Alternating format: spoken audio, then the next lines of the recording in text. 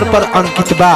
तो अब की बार मक्का छाप पर बटन दबा के भारी से भारी मतों से दीपिका सिंह पति इंजीनियर विकास सिंह के विजयी के माला पहरावे के बा।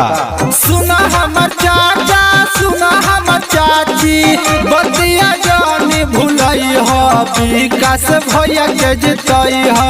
सुना हमर चाचा सुना हमर चाची बतिया जानी भुलई हो विकास भैया के जितई हो। गौवा में विकास करई हो तू नहीं के विजयी बनई हो। गौवा में विकास करई हो तू नहीं के विजयी बनई हो। सुना हमर भैया सुना हमर भाभी बतिया जानी भुलई हो दीपिका दीदी के जितई हो। सुना हमर भैया सुना हमर भाभी बतिया जानी भुलई हो दीपिका दीदी के जितई हो।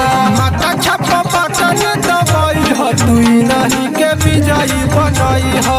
मक्का छाप बटन दबाई हो तू नहीं के विजयी बनई हो।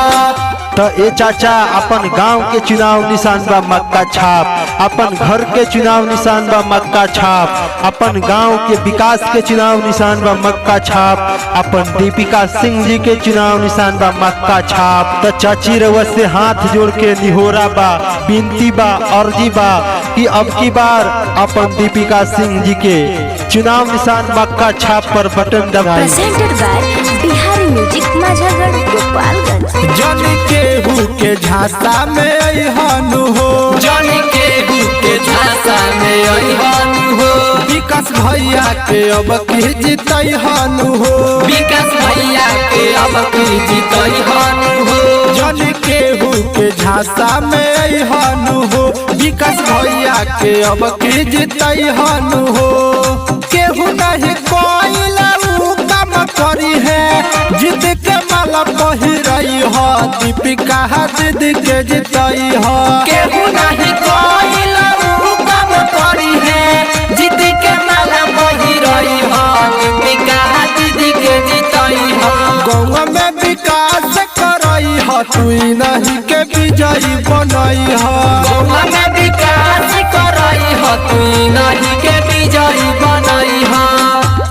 अर्जी बा हमार मर्जी बराउर, अर्जी बा हमार मर्जी बराउर, अच्छा के चुनी ना तो जीत जाई बाउर। तो ये चाचा ये चाची ये भैया ई कहे के बा अपन दीपिका सिंह पति इंजीनियर विकास सिंह जेकर चुनाव निशान बा मक्का छाप जौन की ईवीएम मशीन के 5 नंबर पर अंकित बा।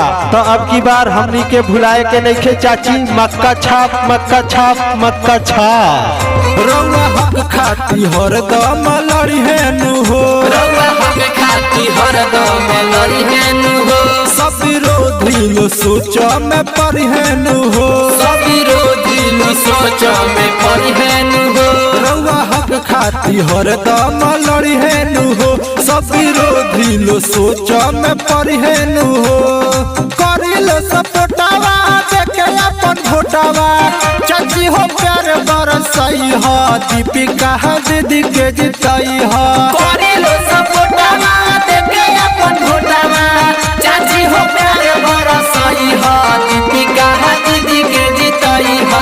मक्का छाप बटन दबाई हो तू नहीं के विजयी बनई हो।